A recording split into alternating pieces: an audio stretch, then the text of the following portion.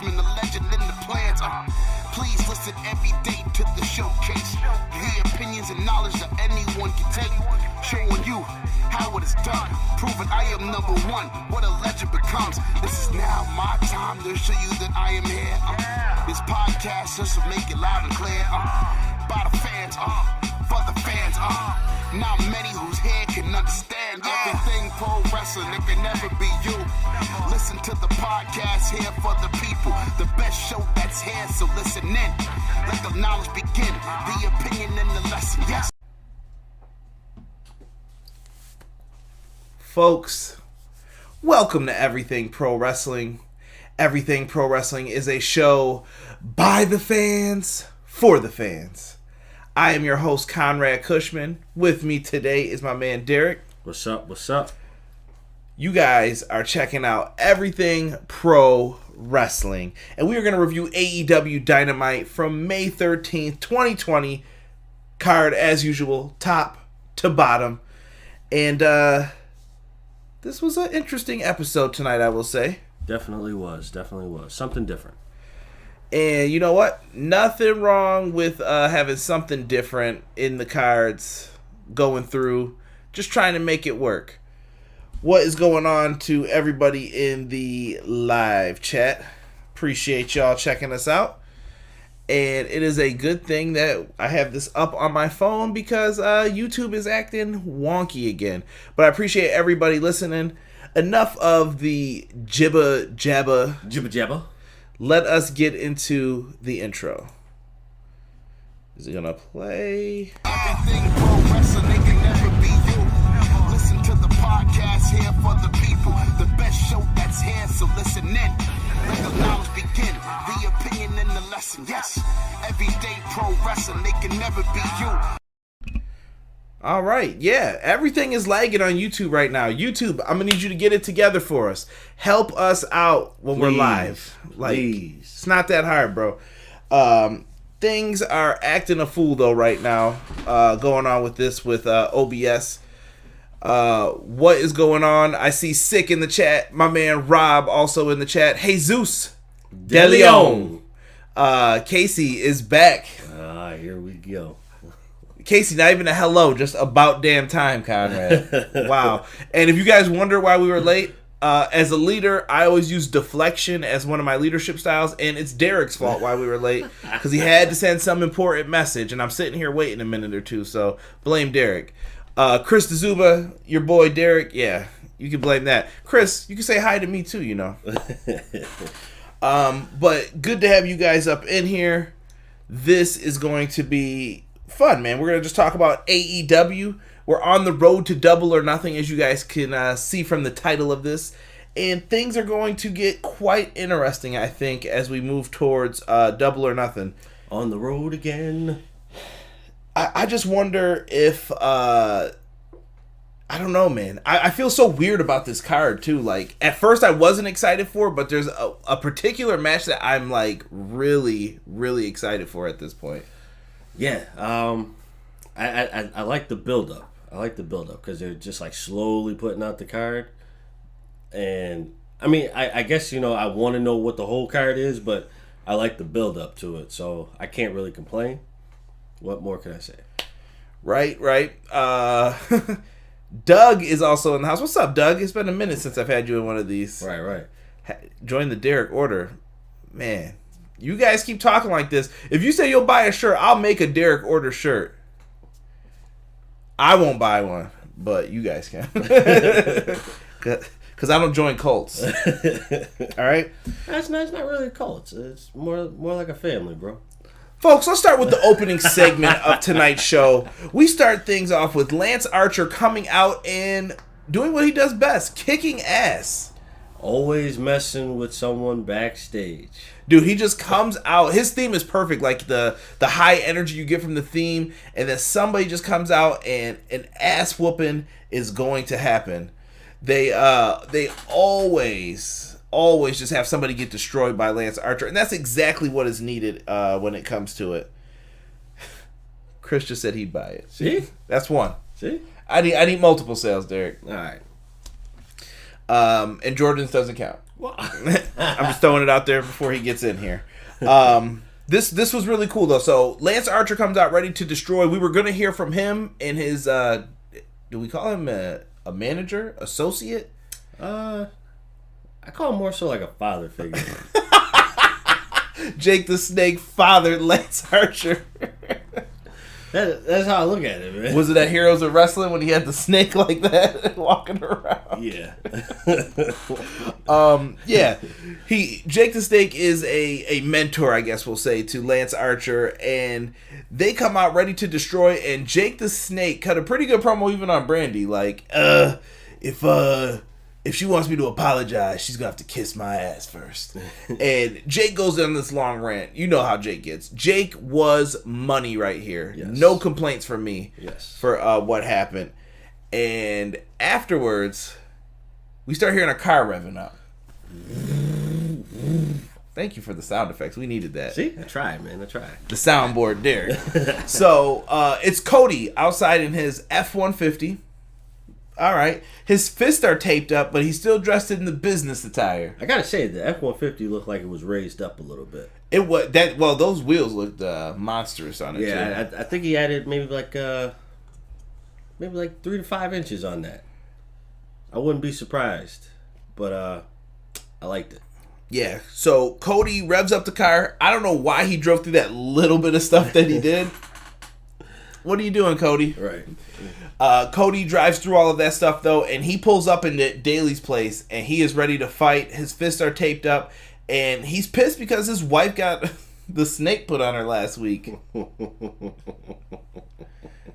Snake Griffin. Inappropriate. If you saw what he did. What is going on, Connor? I see you in here. Obi-Wan, what's good? Connor? What up, what up? And Truly the Ace has joined us as well. What is up, What's up, fellas? Dude, so Cody's out here to get his revenge. He is beating the hell out of Lance Archer with the fist in the beginning. But they made Lance Archer look strong too, though. Like, he wasn't taking any of Cody's shit throughout any of this. Not at all. He almost chokeslammed him once. Cody ended up jumping up on the ropes. They get in the ring. They tussle a little bit, and Cody goes for one of his the Cody cutter, and it ends up getting reversed. Shockingly, yeah. Caught him, pushed him into the corner, and that's when Jake pulled Lance Archer to the side, like, let's go, don't worry about him, we're out. Not now. Hail Caesar. Yeah, it was really good though. Jake pulled him back. You know, he's the mind of the team. Yeah. See it like Crane from Ninja Turtles. He's the brains behind the team. So he's like, okay, step back right now. This is not what you want to do. Right. This is going to be a really good match for the TNT title. I can't wait. On Tuesday's podcast, that's what it's going to be. It will be the preview for Double or Nothing. I know I'm doing it the day before Dynamite. We're going to still review Dynamite, but I really want to get some thoughts on to how that's all going to play out. This is going to be something dope, I think, in my opinion. I think this will be their best pay-per-view to date. Until we get to what's the one that we should have gone to but we missed out on? What, Rochester Dynamite? Yeah. Don't bring that up. Yeah. It hurts my soul. And then it was the beginning of all this shit that we're in now, this pandemic. Yeah. Let's see here. Rob in the chat says this is one of the worst vehicle spots. No carnage whatsoever. He ain't got nobody to run over the car with. There's not that many people in the building. Sammy already got that, so. Yeah, they probably told him to chill out after Sammy and the goat cart incident. Damn. Yeah, the truck spot was dumb. I agree though with Doug and them. I don't think it was necessary. I think it would have been better if he actually got it all the way to the ring instead of stopping where he stopped. Yeah, they just didn't need to do it. Cody didn't need to be in the car. He could have just ran through the crowd with tape fist and ready to go. No, I'm just saying, like, if it was if he was going to do that, he should have went all the way through. I think he had enough space to do it. Or, like you said, don't do it. Just run out there and give him the hands. Yeah, they could have did something like that. What's going on, Rockstar? I see you in here as well. It was a good segment. I think sometimes they overproduce certain things. That this is one of those, like, you did a little too much. You didn't need to do all that. Yeah. But it got the point across. Cody's pissed. He's trying to fight for his family, and Lance Archer is a monster who could potentially kill him. Yes. Next, we get a highlight video package for AEW's tag division. I was a fan of this. Yes. I think AEW has the best tag team division out there. I don't know how you guys feel in the live chat. Let me know. I think it's the best. Because, I mean, NXT has... NXT's in shambles a little bit right now. They don't have a lot of tag teams at the moment. Right. And then when you think of WWE, you're Miz and Morrison, that's going to last... Let's not. WWE's not even in top tag teams. I'm trying to think of who else's division may have something in there. I mean, Ring of Honor's decent. New Japan was working on theirs. I think it's clearly AEW has the best tag division. Right. I know we all don't like when they don't push like the Butcher and the Blade, or Private Party hasn't been getting as much TV screen time as we would all like. But I will say that the teams that they do feature, they're some of the best, man. Yeah. I can't dispute that. I think their best match was that tag match this year so far too, from what was it, Revolution? Yeah. Kenny Omega, Hangman Page versus the Young Bucks. Really good stuff here, highlighting everything. Let me see here. What do we got going on in here? Ace, we'll get to that. Rob says that it made me miss the Lucha Bros. Absolutely. They are a phenomenal tag team. They were in a lot of highlights, actually, going through the tables, flip off the ladders. These boys are absolutely nuts, man. Let's see here.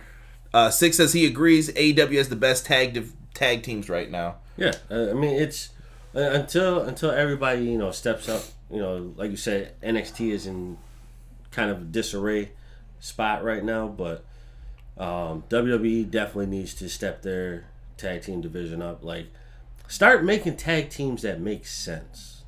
Yeah, you could definitely do well. You know what? It's not even time to talk about WWE. I'll save that for another rant for another time. Truly, the Ace said Impact Wrestling. I will say the North is an amazing tag team. I am a big fan of Josh Alexander and Ethan Page. I think they're really good. If you guys have never seen them, check out their work. I think they're the longest Impact Wrestling tag champs now. They're really good, though. I like their finisher, too. Jesus De Leon says, I'm sorry, but AEW's got the best tag team division, and it's not even close. Oh, Connor Devlin in the house. What's going on, Connor? What's up, Connor? All right, D, let's get into this. So this leads us into a tag team match. We've got the Jurassic Express with Marco Stunt in the corner versus the Best Friends with Orange Cassidy in the corner.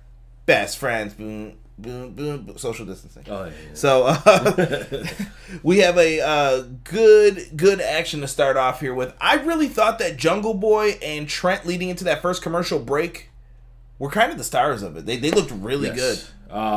They definitely put on some good ring work, man. Like, this goes back to them, putting back wrestling into wrestling. If some people don't understand what I mean, like when you have two competitors that don't put on a match, they put on a wrestling display. Yeah, I think you're referring to like a Macho Man, Ricky Steamboat, like those deep arm drags. Like they made it look really good what they were doing in there for the short time they were in there. I thought it was good action to start, and I do not want to crap on Luchasaurus and Chucky T too much.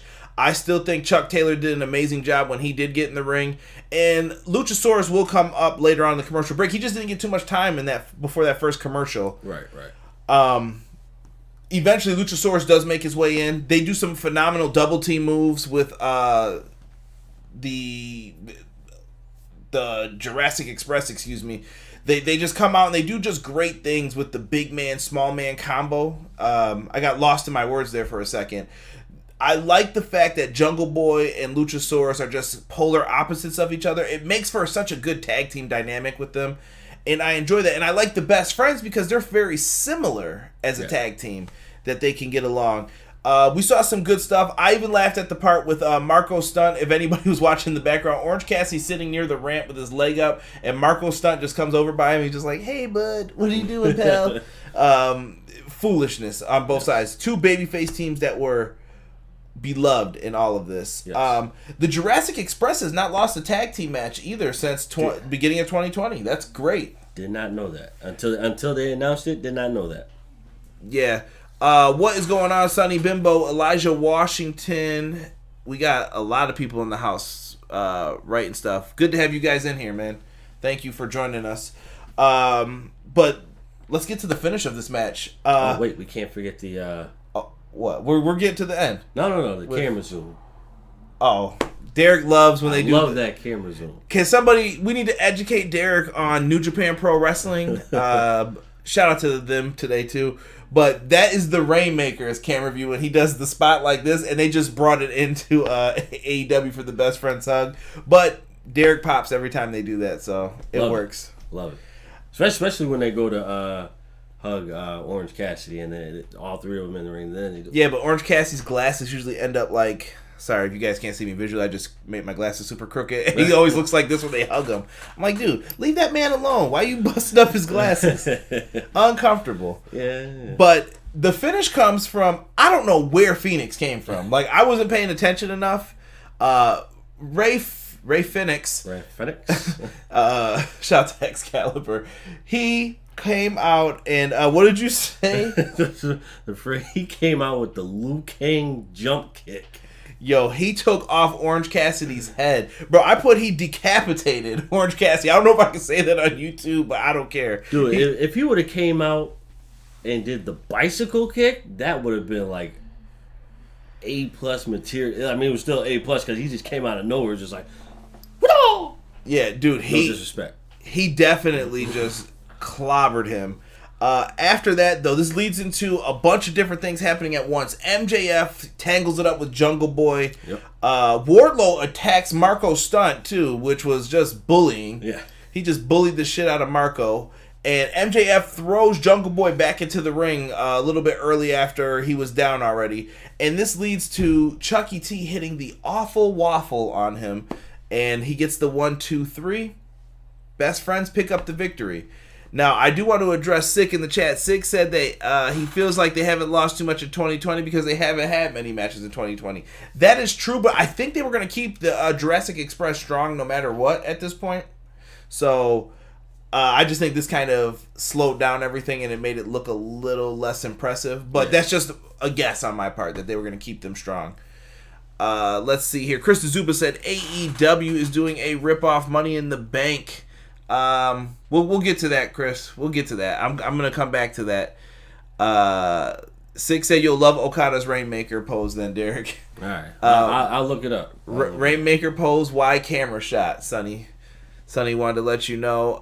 Thank you. You guys are jumping all over the place, so I'm coming back to that. I'm ignoring ones that are far ahead. So, let's get back into this though, Derek. All those attacks lead to something. The Best Friends get the win. I am shocked that the Best Friends are not getting a tag team title shot or something coming up here soon. They've got to be number one contenders at this point, or they have to be getting ready to face Evil Uno and Stu Grayson. I think that's what it's gearing up to. I think that's what it's gearing up to. Rob said you can call Wardlow a bully. I call him an equal opportunist. See? Nah, bro, that's bullying, dude. Marco didn't deserve that. Actually, him and Luchasaurus had a face-off after this was all done, too, where he looked at him, and I like the fact that he protected Marco, and he didn't get in his face so that, because two big dudes get into a fight at a bar, there's going to be hands thrown. Right. They couldn't throw hands at that moment because Wardlow's like, what are you going to do about it? And he's like, checking on his friend, but he's like, oh, wait till one of these days we're going to lock up. So they're teasing that matchup, and I can't wait for when they actually let it happen. That might be an all-out match. I could see that being on one of the cards in the future. Oh, Chris, we're gonna have to talk about this. But before we get into the ladies' match, folks, you know what time it is in the show. It's time for a little Manscaped. This podcast today is sponsored by Manscaped. Go to manscaped.com and use our promo code EPWShow to get 20% off and free shipping. Manscaped, the Lawnmower 3.0. This bad boy is your friend. This thing could save your life with the ladies, fellas. So you're going to want to make sure you go use our special code. Who doesn't like to save money?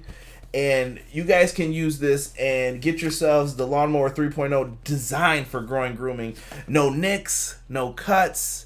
Balls won't be hurting when you're doing it. Well worth it, in my opinion. And if you guys get the big pack, you guys will also get the crop preserver, little ball deodorant. Armpit stink, gotta throw it on the balls. And you guys get yourselves the Reviver, a little ball toner. Little spritz, saves the day. We also have ourselves some great Manscaped gear. Got ourselves a t-shirt that I got in my box. I also got some free boxers, some drawers, and get yourself the nice leather bag. And they even give you a little newspaper with it. And the newspaper is not for you to read. I guess you could if you wanted to, but it's for your clippings to dump out, make easier. Ladies, you can use this too. Father's Day's coming up. Make a great gift. Little awkward potentially, but still a great gift when you get it. I think it's well worth it. So go to manscaped.com and use our promo code EPWShow. Get the 20% off. And also don't forget to check out our good friends at powerslam.tv, where you can watch indie wrestling with the same promo code EPWShow. 1 month on the house from your boy. That was pretty good, huh? A little shilling. All right. So, no Blue Chew, Conrad. Elijah, they're not ready for Blue Chew. If I had Blue Chew ads, trust me, the jokes would be really coming in. Really coming in. Let us get into this women's match. You got it already? See? The filth is right there. It's sick. Leave my balls boiled egg smooth. Oh, man. Hopefully it ain't smelling like boiled eggs. Right. Woo! So, we got ourselves a women's four-way. They talked about this having title implications on this. Penelope Ford, Chris Statlander, Dr. Britt Baker, and Sheeta. We're all in this match. D, what do you think of this match here? We had four women. We've been going back and forth over who would be the one to face Nyla Rose, and this match tells the story of who is going to. I guess we'll start with the comedy spot that happens first in the match. Britt Baker ends up getting caught by Chris Statlander, and she tries to do the little bop or boop on the nose, and then Sheeta comes over. They do a nasty-looking backbreaker to her. Nice double-team backbreaker. That was a great backbreaker. Yeah. They had a lot of spots in this match. Now, the Tower of Doom. Can I just say this as a generic wrestling thing? Bro, I hate the Tower of Doom spots in wrestling. They're so overdone and overplayed. It's just whack. Yeah. I think it's just time to try something a little bit different. Like, spice it up just a little bit. Although I can honestly say that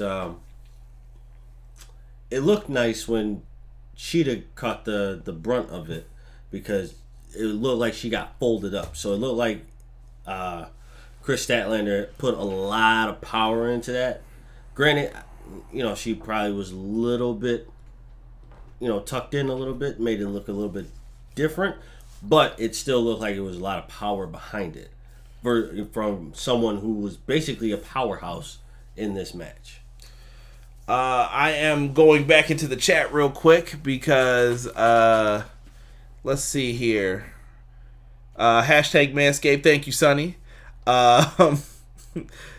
Chris said Lawnmower 3.0 will make your balls as smooth as Conrad's dome.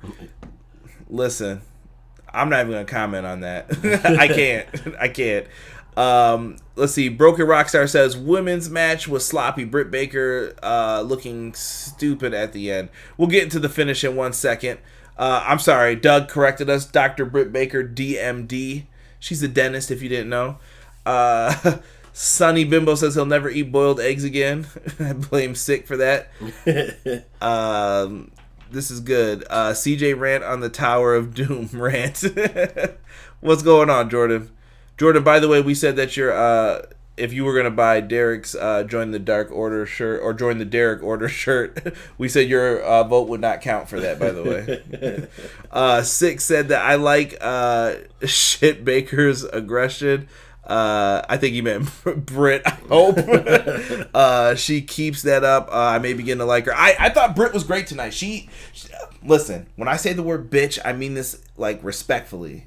I want to make that clear every week when I say this about her. Britt Baker is playing the bitch. So bitch. Well. So well, dude. She is. Definitely no disrespect to Britt Baker, but she is definitely a bitch with this character, but it fits so well. Right. People are dogging my dome saying it's looking extra shiny tonight. I guess I just glisten, bro. I don't know. I don't know what you want me to say. Yeah, this was something different here. You had some thoughts on Penelope in this match. So, I think Penelope needs to take not some time off, but she needs to take some time to polish her move set. Because if she's gonna do like the handsprings off the ropes and all that kind of stuff, I think she's thinking about it way too much. So then when she does that, it clearly looks like she's like, all right, I gotta do this. Now I gotta do this. See, as someone who's been watching for like over 30 years probably, with Penelope Ford, I think she's mistiming everything just by like a second, and it looks bad. It's not like this. It looks like a blown spot. It just looks awkward. It does look awkward. So I want her just to slow down, and you control the pace of the match. You don't have to worry about anyone else or doing anything else. Control the pace of the match, and you'll be able to. Robert, what are you doing trying to... what are you doing ruining my show, Rob? There you go, Rob. We don't send those types of messages during the show, Rob. Yo, send them all. Inappropriate. So, what the hell kind of questions am I getting here? Did you use the Lawnmower 3.0 on the dome? Which dome you talking about, Doug? Inappropriate, sir. Inappropriate. Penelope looks absolutely slick. I don't know what you mean by that, Connor. You're going to have to elaborate a little bit more. But in this match, though, I will say this, that Sheeta ends up getting the win with a knee to the face on Penelope Ford. Dr. Britt Baker was on the outside, and I do like this new thing she's been doing ever since the bloody nose. Remember, the glove came out. She puts on the glove like the doctor's gloves and pops the bad boy into the mouth for the lockjaw, Rings of Saturn into the mandible claw. And I think it looks really good when she does it. And she looked like she was in rage because of what Chris Statlander did. Like, Chris Statlander pissed her off. It makes sense to me. Like, you're pissed. You're not paying attention to what's going on in the ring because you're so angry and upset that you're trying to take it out on her on the outside. Right. And I gotta say, in the beginning of the match, it looked like this was like an implication of a future tag team match between all four of them. Because you had Chris Statlander going after Penelope, and you had Sheeta going after Britt Baker. So they were pretty much tag teaming each other halfway up until like halfway through the match. So I was thinking maybe a potential future match next week or something like that. Just to, get that out the way. But even though I like the fact that Sheeta won, I feel like Sheeta should not have won this match. I'm happy with it. I'm not upset. I gotta see the story they're trying to tell here with all of this. Sheeta gets the win, so it looks like Sheeta's gonna be #1 contender going forward when it comes to these matches here. There's one of two things that can happen when it's time for that to happen. But we'll address that later. Yeah, okay. We'll address that later. Afterwards here, we get some promo work here by Pineapple Pete. And if you guys don't know, Pineapple Pete is a wrestler named Suge D. It's pronounced Suge, like Suge Knight. I've seen people say Suge and all types of stuff on other podcasts. Suge D. Now, and it's Sugar Dunkerson. So, if you guys didn't know, this was a great promo, I thought, when he was talking about the inner circle and how he throws hands and everything else. He made you really want to believe in this guy. And I think Chris Jericho did a really good job getting him over in all of this. And, I agree. And we found out that it was announced for Double or Nothing. Sheeta will be facing off with Nyla Rose. Yeah, dude, this is what it's gonna be, right? Yep. I like it. So I guess when you segue to that, I think two things need to happen, or one of two things need to happen, because Nyla Rose just got the title, so we really can't take that off of her. So Shida has to lose, but I feel like it has to be a loss due to Britt Baker's interference, because Nyla Rose, you can't put the belt on Nyla Rose and then take it off of her right away. It's got to stay. Right. I would love to see Shida win, but it's too soon. It's too soon. Sheeta's the one who I really want to be the AEW Women's Champ. I don't know why. She's been my favorite since the beginning of seeing like the women's division. She's been very consistent. I like her, and I can't even think of my other girl's name now. The Genie chick. Somebody in the chat remind me of her name. It's gonna bug me now. Damn it, I can never remember her name, and she's the reason why I like AEW. Damn it. Now, no, you know what? Keep talking. I'm gonna look it up. But with this though, so would you be mad if Shida won? Yes, I would be. Why? Why so? Because it's too soon. You just put the belt on Nyla Rose. You just put it on her. Hey, granted, we already lost the fact that Chris Statlander should have gotten the title, because I feel like Chris Statlander should have gotten the title, had her little run. Nyla Rose came back from her suspension or whatever it was. Thank you, Rob. Yuka Sakazaki. Yes. Statlander should have had the title. Nyla Rose should have taken it. Nyla goes on her little short stint. This time I would have made it a short run for her. Right now that she has the title, you can't make it a short run. If Chris Statlander had it first, and then you took it off of her to put it on Nyla gets a couple months. Well, here's the weird thing. Casey's disagreeing right now. He says, nah, give it to Shida. He said, technically, Nyla's had it for a couple months, but hasn't been around due to all this crap. So that's what I'm saying. You can't take it off of her. But Casey brings up a good point, too, though. Why not? How many times has she defended it, though? It's not anyone's fault, though, that this never happened. Right. It's not anyone's fault, but at the same time, you can't take something from her when it's nobody's fault that she hasn't had time to defend it. I guess. I think they don't know who they want to build the division around either. Honestly. If you're smart enough, you build it around Shida. Let's see here. B-Boy Skyline. I saw some people bringing up Anna Jay. I like Anna Jay. She's not bad at all when it comes down to things. Yeah, Anna Jay definitely has a great future, Connor. I agree with that. Yeah, man. I can go either way on this. I'm happy with what Nyla Rose has done so far, but if Shida wins, I'm not going to complain. That's how I'm taking it right now. But we'll see what happens, though. I would be 50-50 on it. I wouldn't be 100% on it. Okay. All right. Just because it's too early. He might have to eat those words, folks, so remember this stuff. I want you guys to jump on to Derek when he says these things, and he's wrong. So let him have it. Let us get into the next match, which was Proud and Powerful versus Kenny Omega and Matt Hardy. This was a match. It was. This went a little bit longer than I thought it would. I didn't think it was going to last that long either. Yeah, they definitely had... Hold on. Rob had to put this in all caps, so I'll have to yell it for him. He said, every time we talk about the women's division, I will keep saying the same thing. Bring back Jamie Hayter. Jamie Hayter's doing her own things in Stardom. Hashtag check out my man JPQ, no particular angle. Hashtag watch Stardom. Six said, because Nyla loses credibility as a champ if you take it off of her right now. Makes her look weak when she's supposed to look like a monster. That's what I'm saying. You could do long-term damage. Sick agrees with... listen, I'm not saying anybody's wrong in all of this, but I also see the same thing that Casey's saying, too. He said not everyone needs to have 6 to 7 month reigns. No. But the monster aspect, once it's lost, you can't really put that back in. Yeah, that's what I'm saying. Like, for everything that she's doing right now, you really can't take that off of her right now.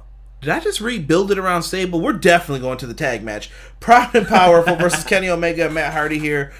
Kenny Omega looked like he got a little update to his Tron, but during his entrance, P&P weren't playing. They went out to start whipping that ass, as I like to say. And they start jumping them, and during all of this, Matt Hardy comes out, and he is biting phalanges, folks. He was biting fingers. I don't know how Matt Hardy's gums were bleeding. I don't know if somebody's got gingivitis or somebody's ear was bleeding, but Matt Hardy's mouth has blood in it throughout the whole match.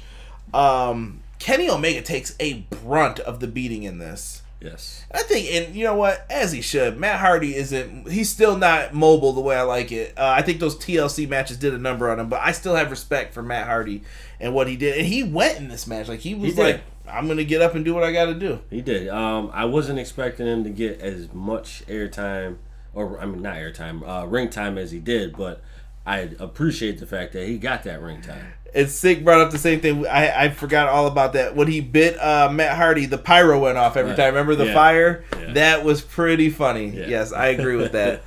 Damascus.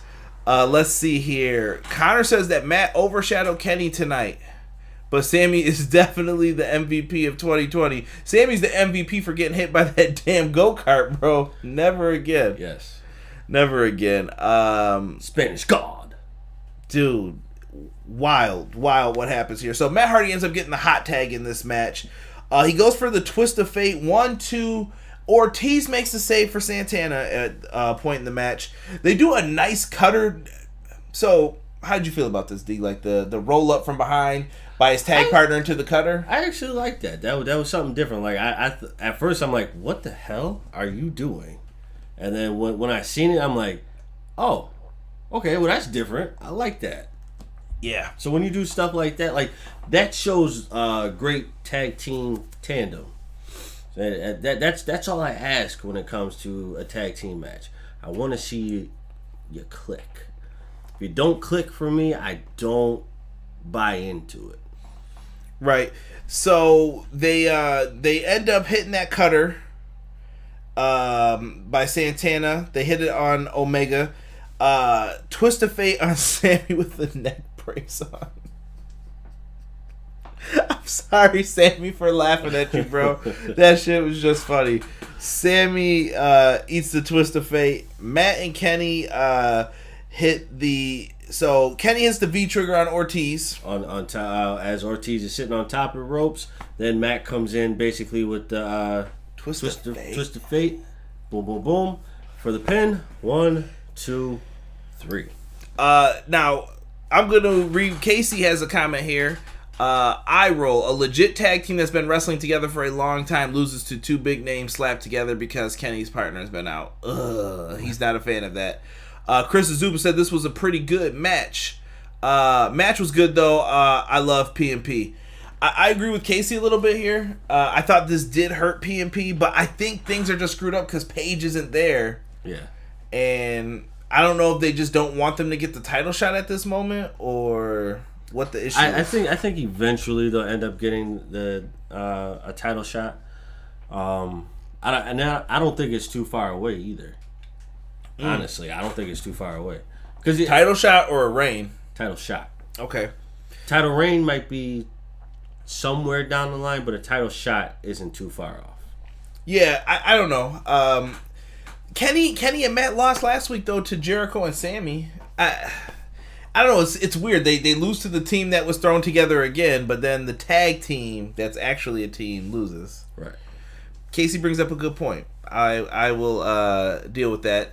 Let's see here. Connor says, why is Hangman not there? I'm in Ireland, so I don't know the U.S. rules. Hangman is staying at home for his own protection, I assume. He has not been at any of the tapings yet, so...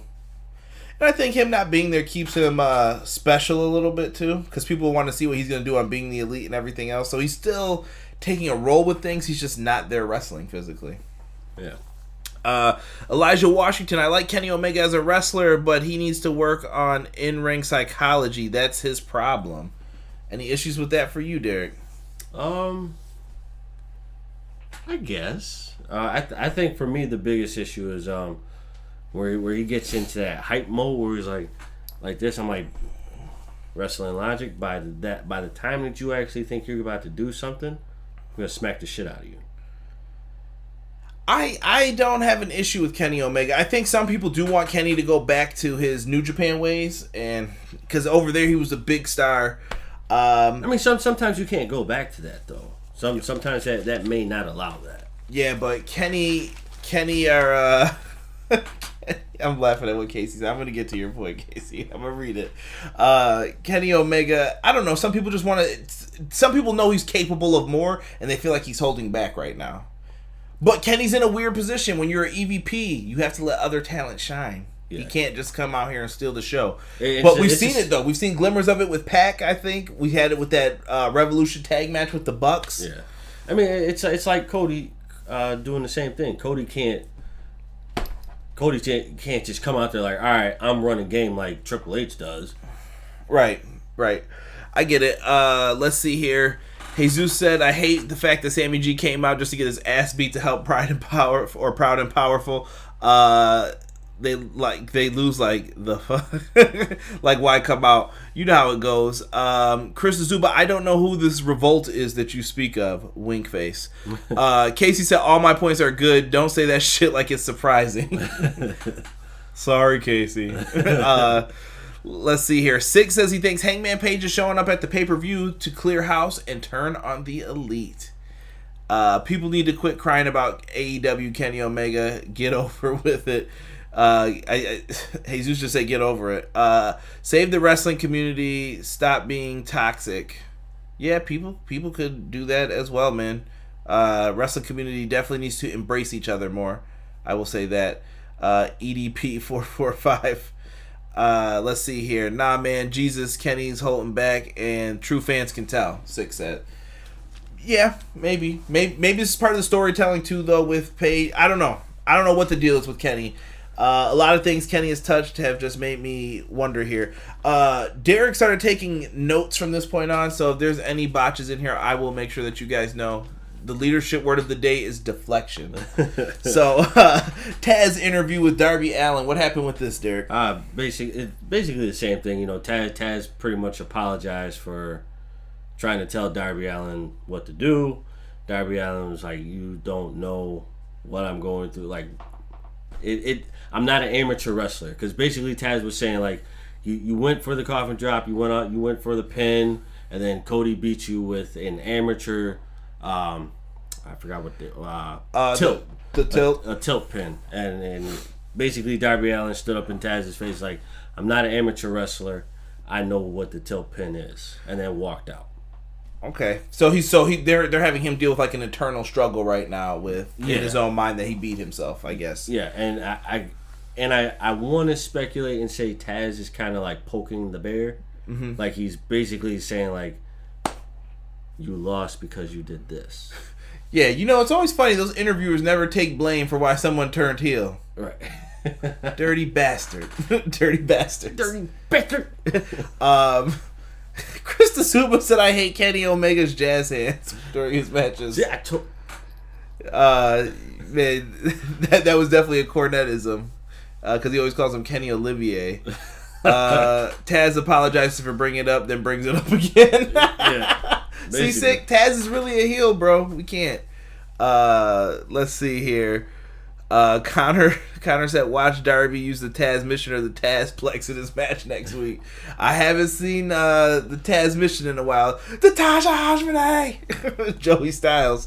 Truly the Ace says, Dax Hardwood and Cash Wheeler, a.k.a. The Revolt. Ace, I was just being a smart guy before. I was being a smart ass. You know, Kevin, mother effer. Casey, leave Taz alone. Leave Taz alone. Right. I like Taz. Taz and his wild commentary. She got a tomato. Taz just talks random shit sometimes. Like, what are you talking about? But he's always sounding like he's having fun. Yeah, basically. Let's talk about Sheeta's interview. So, Sheeta's getting interviewed, and Nyla Rose comes out to interrupt. It's clear that she has something hidden behind her back. And she says, I have something you've been looking for. And she said, I got something for you. And it was your kendo stick, bitch. And beats her with the kendo stick. See, this is why I say you can't take the belt off of Nyla right now. Nyla Rose I just laughed at this. That's all I can say. I laughed at this matchup here. Dude, freaking wild that went on with this. I'm trying to see if we have notes on this. I guess we'll bring it up now. We find out later on that the matchup between Nyla Rose and Shida is going to be no count out, no DQ now. So this turns the tables a little bit. Yes, this puts the ball in Shida's court pretty evenly, because now she's being able to fight fire with fire now, instead of like trying to be a firefighter putting out the fire. Sick said that was the funniest line of the night with Nyla Rose and Shida. Listen, Sick, true story real quick. So we're sitting here watching it, and my wife was walking by when that line happened and just heard it and burst out laughing just randomly, like, ha! I just thought that shit was funny. Really funny. Derek, this is why we can't take the belt off Nyla for these amazing backstage segments. Oh boy. I'm kind of with Derek though too, as far as I want to see Nyla do more. Like, I feel like she never really got a chance to do enough. I feel the same way about Moxley too, though, in his tag. I said tag run. His AEW Championship run. I feel like Moxley's title run has been stifled by not having enough competition. Yeah. Him having to do like matches without people in the building. Like it just kind of sucks for him a little bit right now. Right, and it seems like he's not facing adversity right now. You know what I mean? Like, right, and we can get into that once we get to the main event segment with him. But Moxley, I just think everybody's a little stifled right now. This thing's got everybody in a jacked up position, especially wrestling wise. They're just going to have to figure out what they're doing going forward, because we don't know if events are going to be happening. I still got tickets for the AEW Rochester show in July. I don't know if that's even happening. Like, I'm starting to think, like, maybe I should get a refund. Yeah. Because I don't see it happening right now as far as that goes. We also find out some more matches were made for Double or Nothing. So now we've got Chris Statlander versus Britt Baker. I'm down with that. Yeah, I think that'll be, dare I say, a great match. Don't use great. I'm looking at my grade scale when I think of this. Great is like A range. I think this should be a great match for Britt Baker. Okay. Thank you. Yeah, much better wording. We'll put it like that. This is audio, bro. Words matter. Words matter. That's true. That's true. You may sound we're about to see Austin and Stone Cold Classic. Hey, you never or I said Austin, Stone Cold, Austin and Bret the Hitman Hart. You never know, bro. They could. That's a good point. You never know. We also find out that for the buy-in, we are going to get the Best Friends versus Private Party. The Best Friends have been on a nice win streak. I feel kind of bad that they're on the buy-in. How does everyone else feel about that in the chat? Like, I feel like they should have hit the main card with that. Right? Best Friends have definitely been on a roll a lot. So I feel like they're on the buy-in because they're going up against Private Party. So you think Private Party is the reason why it's the buy? I think so. I think they wanted to make sure they had the two women's matches on it. I don't know. Who knows? I'm not even going to speculate on this. I mean, don't get me wrong. Don't get me wrong. I think they're both good tag team contenders, but I feel like it's a disadvantage because Private Party hasn't been able to wrestle lately. They were on Dark yesterday, so they performed last week at some point to get this match done. Private Party looked good. True, but I think it may also be that they're still trying to polish them. Oh, Casey says Best Friends equals snooze. I have to disagree, my friend. Awful waffle. Awful waffle. Great move, by the way. It is. Does anybody know the movie, though? that was a reference to. Makes sense since it is a... what is this, number one contender match? Yeah. Okay. I can live with that. Dude, we got we get back to the matches, I guess we'll say. We've got MJF versus Lee Johnson squash match. MJF was just here to destroy, rub it in people's face that he was better than you, and you know it. Bump, bump, bump, bump, bump, bump, bump, bump, bump. He actually put his pinky ring out and snapped his fingers. And Wardlow, with a good long pause, like it was like the perfect amount of time for a long pause, puts the ring on his finger and he kisses it without taking his face away from the microphone. MJF is a G, man. I hate this dude so much that I just want to punch him myself. He does a great job getting the heat, man. He does. He won with the Fujiwara armbar, if anybody cares. Next up, we get to Chris Jericho versus Pineapple Pete. Oh, I'm sorry. And let me rewind that a little bit. Replay. That's for basketball. If you guys don't know, that was an insider joke. MJF, he wants to face Marco Stunt. Why y'all doing Marco like this every week? Right. I guess you know what? It doesn't matter. Whoever faces Marco will just say that. Why y'all doing Marco like this? Yeah, you might as well have Marco run the fucking gauntlet. The gauntlet's gonna be running him, bro. It's more like it. Dude, yeah, I don't know what's gonna happen with this. MJF's probably gonna try to embarrass him to set up his match with Jungle Boy. I think these two are gonna tear the house down at Double or Nothing. I don't know why. So. I just really think we're going to see what the future of AEW is looking like with that match. You know what it is? MJF can sell his ass off when it comes to good moves being put on him. Mm-hmm. He sells them very well. And Jungle Boy, he's got great offense. So I think these, and not to say MJF doesn't, but I think that tandem of him selling and Jungle Boy's offense, I think that works pretty well and hand to hand. Shout out to Sick in the chat, he knows. So yes, we're gonna have to see what happens. Poor Marco, man. He's just gonna face MJF next week. I know MJF's gonna try to embarrass the dude.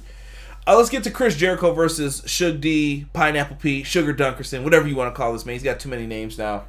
Pineapple Pete and him have been like exchanging words for the past couple weeks and stuff on his entrance. First, I want to address something Rob said to me. He said it in the Facebook group. Did you miss Jericho on commentary tonight? Because I will say this. I think JR was the best JR we've seen for AEW tonight. Tonight, no, it didn't bother me that Jericho wasn't there. Do you miss Jericho on commentary? I do, though. I do. I think him, Tony Schiavone, and JR definitely should be commentary. Like, when he's ready to retire, I really feel like he should be on commentary. I think he holds it down real good. I think he can do whatever he wants in the wrestling business when he's done. Dude, Chris Jericho gets into the ring with the man, Shug D. Shug D had some good offense in the beginning. I think Jericho did a good job putting him over, making sure that people know his name. The Pineapple Pete thing really worked, but Jericho hits the Judas effect in like mid-air on him. Done. 1, 2, 3, done like dinner. Hashtag Kid Cuisine, baby. He was done like one of those nasty ass brownies from the Kid Cuisine. Dude, cut my cube steak. That's nasty, bro. It was really good, but after the match, there was a promo done. So Jericho's out there with all of the elite. Sammy in the neck brace trying to sing his theme. They brought a baseball bat to the ring because they're like degenerates.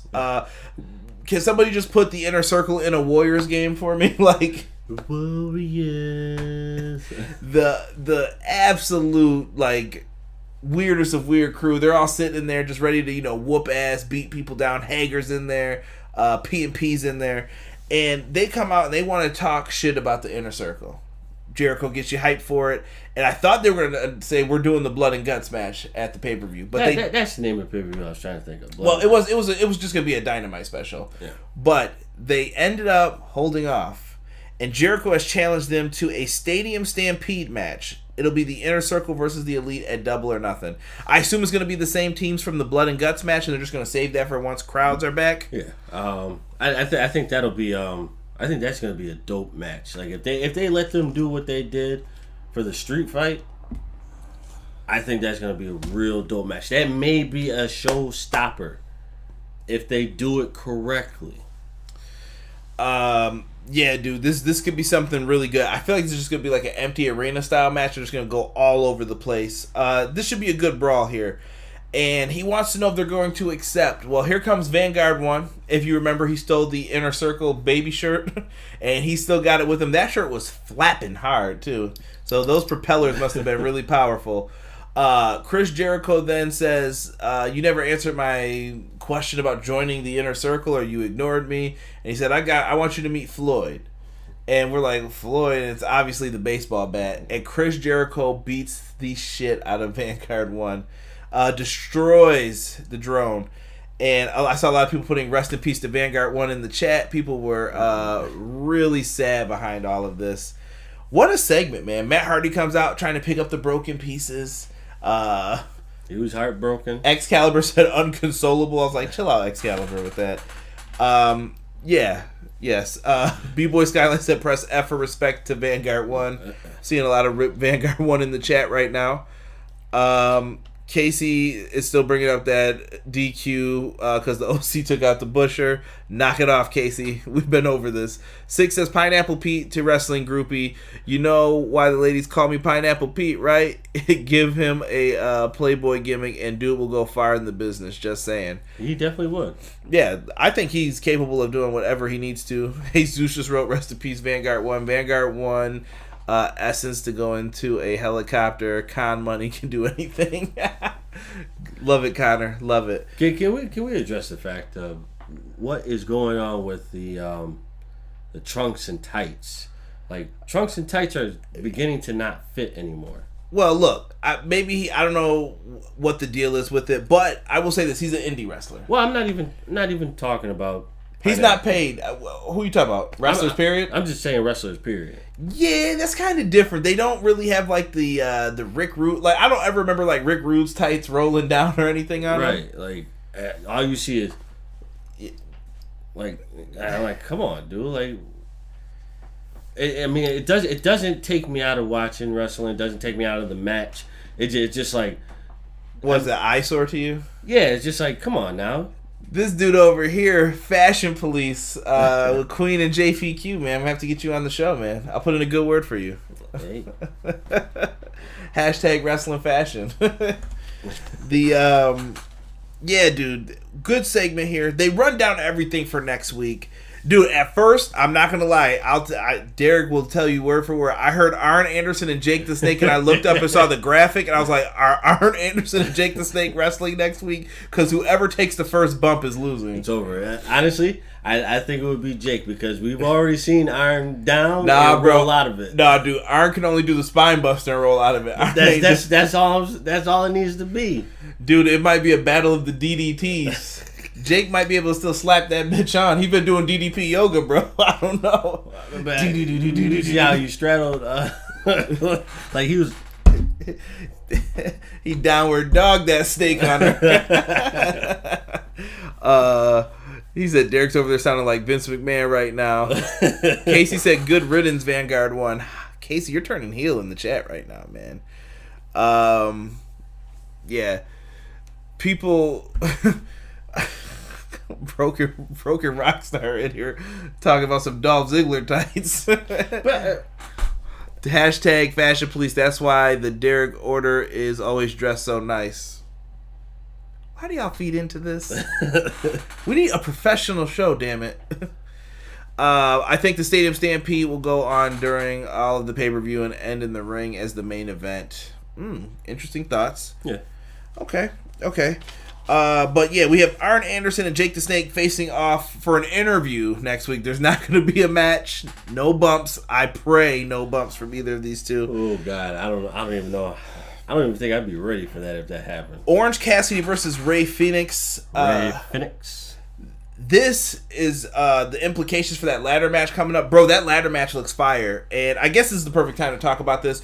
The WWE shit right now. They stole Money in the Bank. I don't give a shit. All right? If they're going to do it better, let them. I don't care. Right. It'll be left up to determine which one was better. Honestly, I mean, you look at Money in the Bank. If Money in the Bank was better, then you'll say Money in the Bank was better.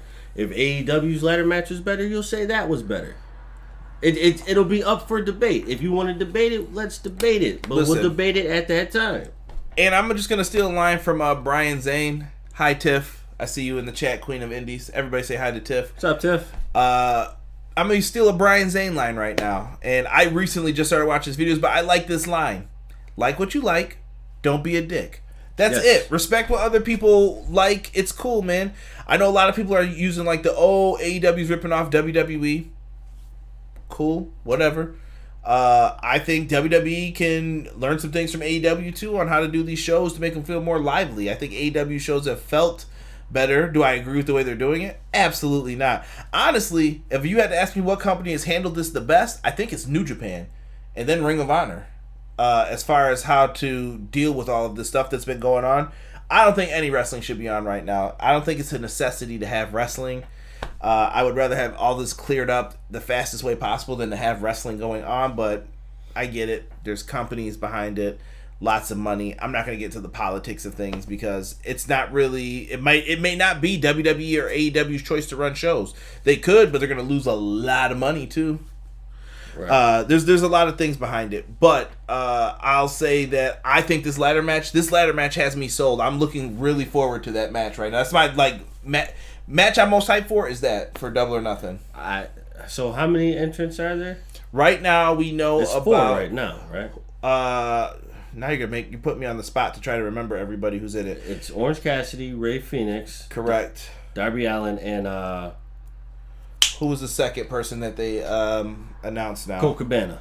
Boom, boom. Yes. But I think we're still going to see more names coming up for it. Honestly, if you really would have just given me Darby Allin, Ray Phoenix, and Orange Cassidy, I'd be good. Do we see Pentagon or any of these other people pop up in this? I say no. I wouldn't be mad, man. Tiff says Double or Nothing is stacked. It is stacked. Yeah, and if you guys don't know, Tiff, Queen of the Indies in the chat, also runs the All Elite podcast on No Holds Barred Network. So if you guys want to check her review out on things too, she has a different view on things, but definitely well worth it. If you guys love hearing AEW talk, check her out. So the next match. Oh wait, we got one more thing to talk about. How the hell could I forget this? For the TNT Championship match, the first inaugural champion will be presented to the belt by, can you give us that Vince McMahon right now? Can you get that out of you? Can you say his name? Mike Tyson! Mike Tyson is going to present it. Iron Mike Tyson, the dude who has been giving out hands. If you guys have been looking at him on Twitter, I would still not fight this dude. What's going on, Cody? Yo, disrespect, bro. Disrespect. Love you, Mike. Mike Tyson is a huge wrestling fan. He was involved at WrestleMania 14 in Boston with Stone Cold and Shawn Michaels match when he was in DX. Mike Tyson is short on her. He was one of the best entertainers, I would say, during my era as a. I like boxing too. In boxing, he's just an entertainer, man. Yeah. He's went on to do like parody stuff now mostly, but he's getting back into the ring supposedly. I heard Bare Knuckle Fighting Championship, whatever it's called, offered him a lot of money to do a fight. So we'll see if he takes it. I would not be doing that. Bare Knuckles against that man. Let me see here. Hope Wardlow gets a match at Double or Nothing. Casey says Wardlow versus Luchasaurus. Please, I am down with that, Casey. Yeah, that would be a good match. That's pretty long overdue. Tiff said Wardlow could be in the ladder match too. That wouldn't be bad either. Give Wardlow a shot at something. Now that F10. But she also said Kip Sabian could probably be in it as well. Because he could probably do a lot of things in there. Well, that's true. Sean Spears she brought up. She threw out a bunch of names here. Robert said Kid F and Dynamite. Let's see here. Broken Rockstar said we're not going to see crowds till 2021.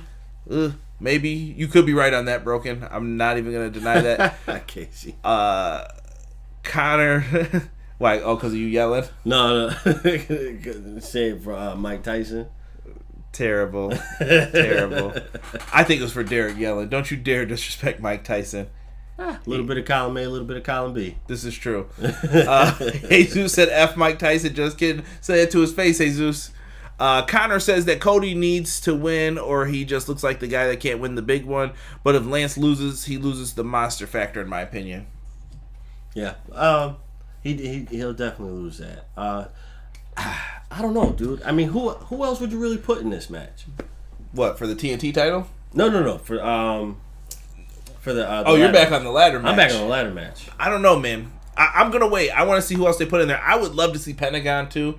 Dude, there's a lot of good people in this. And we don't know how the rules of this are going to work. Some people think it's going to be like the Battle Royal. You draw the cards, and then you come out in a certain order. Well, you know what? It might be that way because they did say, like, 2 wrestlers in the ring, and then you go for, 90 seconds, and then someone comes in each time. So I guess the Royal Rumble effect works.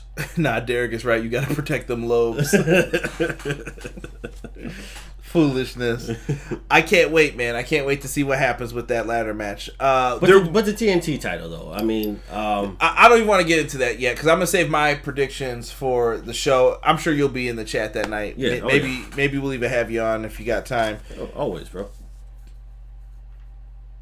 Remember this, folks, when I try and call him, he ain't there. Let us get into the main event of the evening. Brodie Lee versus Christopher Daniels. I did not know Brodie Lee stole the championship until today. I was like, the fuck? This man was baffled. He was like, wait, Jon Moxley doesn't have the title? Where'd it go? Like, I think Brodie Lee took it. Brodie Lee and his little minions took the belt. Derek wrote this down, and I want to give Derek full credit for this, and I agree. Daniels' best match, dude. Christopher Daniels. Yes. I don't give a shit how old he is. That is something to inspire to be. He crushed it in this. You know what? I think this was the redemption match of his botch back in the earlier matches, where but they played it off well to make it seem like he was getting old, which he really is old, but. At the same time... Why are you saying it like that? I mean, why you disrespect him, bro? A little bit of column A, a little bit of column B. That's not going to get you out of this. I'm just saying, but he was on point. The Tope Suicida... That was Brodie. Mr. Brodie Lee did that, right? To the floor? No. Christopher Daniels. Oh yeah, he did that. Then he did the moonsault bounce off the ropes, and then he did the over the rope spring into the elbow drop. Into the elbow drop. Yeah, he did a lot of nice things in this match. Even the moonsault. The moonsault was on point. See, Six said he didn't know Brodie Lee took the title either. Gotta focus on this, Mr. Brodie Lee, if you please, if you will, Daddy. Brodie came out though, and he was announced as the AEW champion here. Brodie Lee hits the do they have a name for the clothesline? Discus lariat. Lariat. Yes. I just thought of a meme I saw earlier where it was like a regular looking dude says clothesline, then it was like, I think it was Winnie the Pooh, and then it was like Winnie the Pooh dressed up. He was like a lariat. So yeah, you know how it goes. This is going to be quite interesting at Double or Nothing. So I guess they're going to have Brodie Lee hang on to the title. It was announced next week too that Preston Vance, or 10, I guess he's being called now in the Dark Order, is going to be facing off with Moxley. So I think at this time, this is when Evil Uno and Stu Grayson return. Yeah, they definitely need to figure out a way to get the advantage on this situation. And if you really think about it, they are pretty close to being number one contenders for a tag team match too, because I don't think they've really lost at all. Like, they have lost, but they haven't lost a significant amount to not be considered. I'm sorry, I should not read the chat while you're talking. I'll get to it in 1 second. Well, I'll read it now. Screw it. Connor said, do you think Mr. Brodie Lee uses Manscaped? Don't forget, guys, 20% off. Use the promo code EPW Show for the Lawnmower 3.0. But he said, do you think he uses Manscaped? And Casey response was, at Connor, definitely. He can't be letting his crotch look like that face. I'm done. I'm done with this for tonight. The Moxley ends up coming out. Like I said, Moxley is missed when his entrance is through the crowd, but there's no crowd there to like hype him up and give him that little extra boost that they all need when it's the crowd. So Moxley comes out and he basically wrecks everybody. Like, I definitely saw one of the minions, or whatever you want to call them, get thrown over the guardrail, and I know his ankle landed hard on some like barrier that was right next to it. I was like, Had to. Bro, you're gonna have to ice that ankle after that. Yes. But Moxley destroyed. He looked strong in this. I'm interested to see him and Brodie Lee go at it. These are two dudes who wanted their freedom. We've seen what they could do in other companies against each other. I want to see what they could do here now. I think they've got freedom. You have 3 potential matches of the night. You have this, the ladder match, and the Stadium Stampede. Yeah, dude, this is gonna be great. I really think that these two are gonna show what they really always wanted to be able to do. Yeah. Well, you may even have 4 with the women's title match. Don't make him wet his whistle. Obi-Wan. You guys are tripping. Make your balls as smooth as Conrad's dome. You damn right, Chris. You damn right. Sean says he's right. Uno and Grayson haven't lost in 2020. See, that's what I'm saying. Like they could definitely insert themselves like, no, we are the number 1 contenders at this point. We haven't lost. Casey said that Mox looks like he's just hanging out in row 22J, sweeping the floor with his dirty ass jeans. You leave Moxley alone, damn it. He's the New Japan U.S. champ too. Right. Show some respect properly. So I mean, you this Double or Nothing is shaping up to be an excellent pay-per-view. Remember a couple weeks ago I wasn't even sure if I was going to buy it. I was like, dude, they're really not showing me anything, so why would I buy this? Right. So now it's like, okay, you haven't really said anything about the ladder match, but just the 4 people that are in there now. Right, they've sold me on that. Like, I think that's going to be excellent. Yes. And Tiff was in the chat before talking. She will have to pick between her 2 favorite tag teams. She's actually good friends with Private Party, and she is big time into the Best Friends. I can't wait to see who you pick on your podcast, Tiff. I will be tuning in for that. I'm going with Best Friends. For the dub? Yeah. I will agree, I think, with that. Six said Evil Uno hosted Mia Yim on Twitch the other day, and everyone was like, he wanted her to join the Dark Order. She joked around with it until one of her mods started. One of the mods snitched and said, I don't think you should be doing this. Interacting with people from the other company. So I'm with Sick. I won't repeat what he wrote down there. Double or Nothing next week. Jesus seems pumped for it. A lot of people are saying that the Revolt may be coming in. Ooh, you do that? Double or Nothing? Could happen. That's where Moxley came in last year. Remember? That's true. Big poker chips, damn it. That's true. Kenny Omega got his ass whooped in that match. Kenny Omega actually needs some redemption against Moxley. Moxley's been beating his ass for a little bit, man. We got some really good stuff out of here. Let's see here. Connor Devlin says, why is the pay-per-view so expensive? Over in the U.S., it's only $20 here because we have more opportunity to see AEW than you guys, I think. It's easier for us to watch versus you via cable providers or whatever. $50 isn't bad, and I'm glad that they only have 4 pay-per-views, so that's reasonable. If they expanded to more, I would expect them to be cheaper. Yeah. But I'm okay with this for right now. This pay-per-view is where it's at right now. And I think WWE's jealous of the pay-per-view money that UFC and AEW and these guys are still getting because they're still on that old model. Yeah. But I still thought WWE Network, that's a steal, man, for $10. You can't really complain about that. That's right. A W. Exactly. FTR helps out the Inner Circle, Skyline says. Boo, Best Friends, of course they're going to win, but damn, their best part is OC, who isn't really part of them. Derek, since they keep teasing them on BTE, which makes sense. Yeah, man. Guys, we're going to come back, though, on Tuesday. Double or Nothing predictions.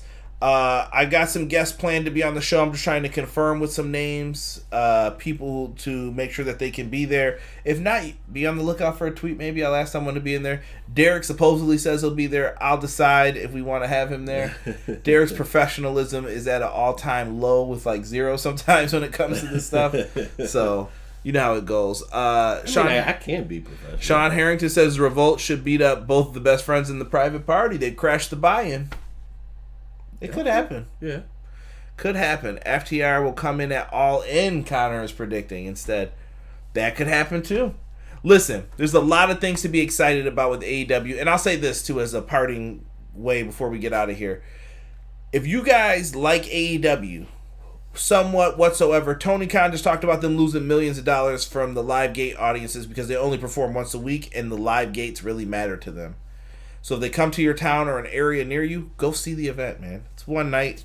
Right. Tickets aren't too bad for AEW events. I think it's worth it to just go out and just check them out. I still want to see my first event by them. Support AEW. Buy the pay-per-view. Don't stream it illegally. Even if you got to pony up with some friends, that's what we usually do. We all just get together, make a little party out of it. I know other people do the same thing that are in the chat. Do that. Support AEW. That's all I'm saying. So, like what you like, support it. That's it. That's all I got for tonight. Oh, man, the questions keep coming in so that we can't end it. That's my ball shaving night, but I get over with quicker now that I use my Manscaped. My man, Casey. That's why I like. Jesus said yes, have Derek on it. Yeah, Vince is trying to get out of the streaming business now that he has real competition, Six says. Have you heard EC3 promos that he has posted? Yes, I have. EC3's promos are great. I think EC3 is also making his way to AEW. Yeah. I think he's coming with the Revolt as well. Yeah. Let's see. Jesus said, shit, I'm still going to go in November, Conrad. Enjoy. Stay safe, guys. Lots of love from Ireland. Thank you so much. Queen of the Indies, appreciate you. Jesus, thank you guys so much. We're going to end this right here, but I appreciate everybody who jumped into the stream tonight. I appreciate everybody's support, and get hyped for Double or Nothing, guys. For myself, Conrad Cushman, Derek, and him doing this creepy-ass Derek Dark Order bullshit, we're out. Peace. Are you looking for the newest and hottest in the world of pro wrestling? Then check out the amazing action on Powerslam.tv, the biggest indie pro wrestling channel in the world. Get over 6,000 hours of the best events from over 150 of your favorite promotions from 20 different countries around the globe. Brands like Progress Wrestling, Evolve Wrestling, Combat Zone, Defy, PCW Ultra, PWX, Over the Top, Shine, and hundreds of others with fresh content added every day for only $5.99 per month. Get your free trial today at Powerslam.tv. Everything Pro Wrestling, it's your boys from the Everything College Basketball Podcast and Facebook group. I'm Josh Burton, letting you all know that if you like the college game, that there's only one spot to come find all you need to know. Yep, Josh, Peyton, and myself, Tyler. We are the three voices of ECB podcast and Facebook group. Peyton, tell them where they can find us and listen to us at. Well, Tyler, you can find us on Anchor, Spotify, iTunes, Google Podcasts, and all other podcast hosting sites. Also, go join our Facebook group, facebook.com/groups like Everything College Basketball. So if you want everything you need to know about the collegiate game or have a passion for it, there's only one spot that you need to check out on a weekly basis or a daily basis with the Facebook group. That's Everything College Basketball. Now let's get back to Conrad informing you on everything pro wrestling and the workings around it. Brother. Everyday pro wrestling, they can never be you. Listen to the podcast for the people, the best show that's here, so listen in. Let the knowledge begin, the opinions, the lesson, yes. By the fans, for the fans, not many in this can understand, this the podcast to show you who I am, Conrad Cushman, the legend in the plans, please listen every day to the showcase. The opinions and knowledge that anyone can take, showing you how it is done, proving I am number one, what a legend becomes. This is now my time to show you that I am here. This podcast just to make it loud and clear, by the fans, for the fans, not many who's here can understand everything pro wrestling, they can never be you.